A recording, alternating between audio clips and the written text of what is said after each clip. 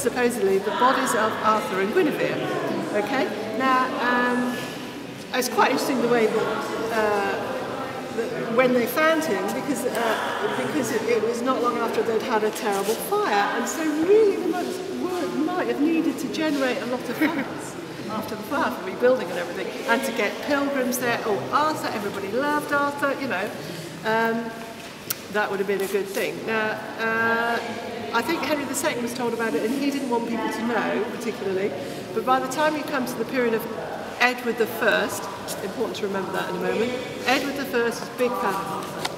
Edward heard about it, he went and arranged for Arthur and Guinevere's body to be reinterred. So big ceremony, he went down with his second wife.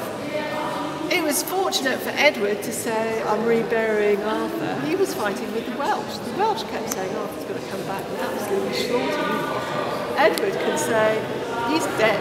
You know, so it was quite convenient for Edward. The dates came out between 1250 and 1280. So it cannot be from the period of Arthur.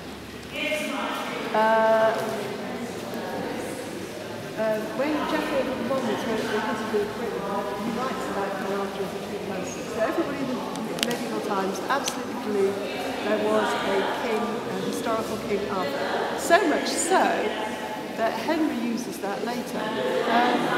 Now, Geoffrey of Monmouth had placed Camelot in Winchester, and the table is here. So we knew for 600 years that this table has been in this hall.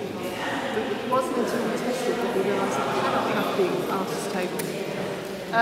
It puts it in the reign of Henry III who got this hall, or his son Edward I. We think it's more likely to have been done for Edward I because he was a big, that was where I was going for, wasn't it? But he was such a big fan of Arthur. We then found records of a tournament held in Winchester arranged by Edward, a jousting tournament. So they were often in Arthurian theme, although I don't know if you know the Pope's trying to ban them. They're often in Arthurian theme, so that would fit a nice date for the making of the table. Though we don't know for certain, but we think it's in 2000 they re-examined the dates, and they said they thought it was more likely to be Edward's reign than Henry's. But remember me saying everybody believed Arthur was a true historic king, and they used that. And in fact, the table was not originally painted. It was painted much later by Henry VIII. Have you heard of Henry VIII? He tried to claim this line to the throne was a bit dodgy. And he tried to claim that he had descended from Arthur. He had what I call a testosterone ongoing argument with the Holy Roman Emperor Charles V. Charles V was the nephew of Catherine of Aragon, Henry's first wife. Charles V, we said in would look down his nose at Henry. You know, see him as a complete upstart because his line was a bit dodgy. But Henry had the table painted, Tudor colours, that is family emblem, Tudor rose in the middle, and that picture of King Arthur, if you take away the red, it looks like a very young Henry VIII. He then invited the Holy Roman Emperor over to Winchester and showed him the table. Other thing is, do you remember why the table was there? Unity of the notes, right? No one is the leader, everyone is equal. Absolutely.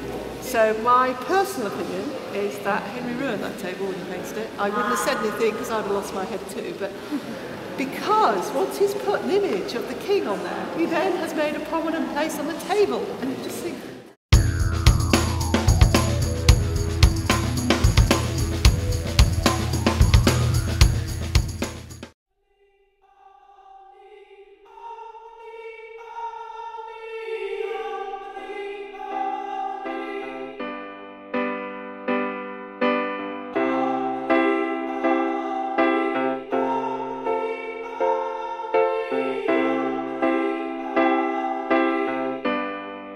is known as the clear story, and the reason is known as that because when there was a monastery here, every morning a monk would come up to this level, probably a novice, because he had to climbing, and he would open the shutters. There would be no glass in the windows, so he would open the shutters to let in the light.